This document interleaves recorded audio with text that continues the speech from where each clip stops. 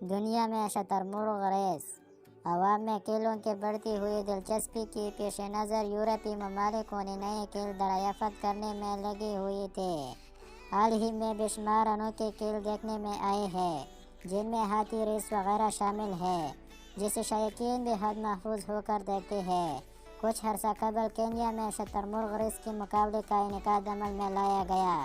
ویسے تو شتر مرغ عموماً جنگل یا چڑیا گھر میں دکھائی رہتے ہیں اور ان سے کوئی خاص کام بھی نہیں لیا جاتا، لیکن کینیا میں شتر مرغ دوڑ کے مقابلے کا ہونا کھیل کی دنیا میں ایک دلچسپ اور حیران کن بات تھی۔ لوگوں نے اپنے پالتو شتر مرغوں پر بیٹھ کر دوڑ کے مقابلے کی تیاریاں شروع کر دی۔ مقابلے کے دن شائقین کی کثیر تعداد مقابلے کو دیکھنے آئے۔